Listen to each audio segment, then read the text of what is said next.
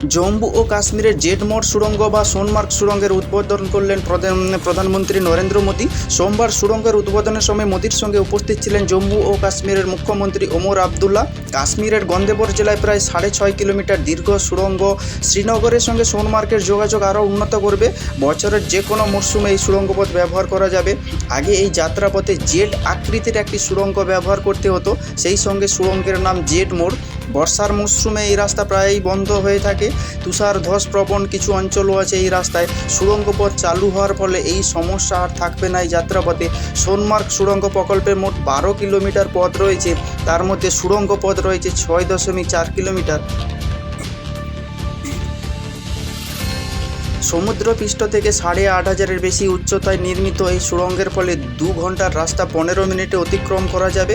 এই সুড়ঙ্গের মোট 2টি লেন রয়েছে এবং দুদিকের রাস্তায় 10 মিটার করে চওড়া। তাছাড়া 7.5 মিটারের একটি রাস্তা রয়েছে যাতে আপৎকালীন ভিত্তিতে ব্যবহার করা যায় এবং প্রতি ঘন্টায় 1000 গাড়ি চলাচল করতে পারবে এই সুড়ঙ্গ পথে।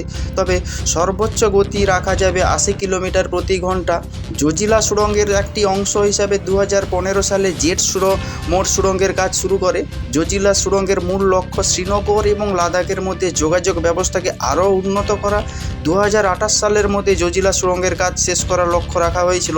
এর ফলে একদিকে যেমন জম্মু কাশ্মীরের সেনাবাহিনীর, তেমনই জম্মু কাশ্মীরের সামাজিক ও সাংস্কৃতিক যোগাযোগ আরও বাড়বে। তবে আর্থিক বৃদ্ধিও ঘটার সম্ভাবনা প্রবল।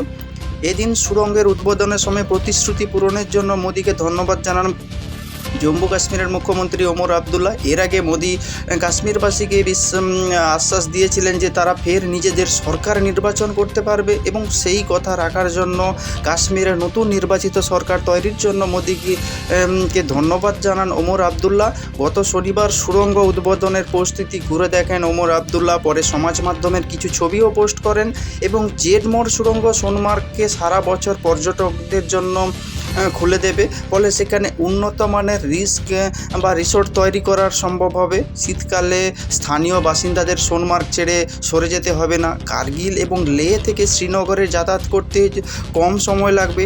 তাতেও প্রধানমন্ত্রীও জানান যে আমি এই সফরের জন্য অধীর আগ্রহে অপেক্ষা করে আছি। তো আপনারা কি বলবেন যে সোনমার্গ যে সুড়ঙ্গ উদ্বোধন হলো গতকালকে এবং তার ফলে যে লাদাখের সঙ্গে জম্মু কাশ্মীরের দূরত্ব কম হলো এবং সেনাবাহিনী যে কোনো মুহূর্তে লাদাখ এবং জম্মু কাশ্মীরে পৌঁছে যেতে পারবে, সে একদিক থেকে পাকিস্তানকেও মোকাবিলা করতে পারবে এবং চায়নার যে প্রতিপক্ষ যে লাদাখে চায়না যেভাবে প্রভাব বিস্তার করছে তারও ভারতবর্ষের বিভিন্ন সেনাবাহিনী এই সুড়ঙ্গের পথের মাধ্যমে লাদাখে পৌঁছে যেতে পারবে এবং চায়নার সমস্ত রকম গাড়ি চুরি তারা নিঃশেষ করতে পারবে। তো আপনারা কি বলবেন এই বিষয়ে? যদি কোনো কিছু বলতে চান তাহলে অবশ্যই কমেন্টস করুন কমেন্টস বক্সে, আর নজর রাখুন নাচিন্দা টিভি।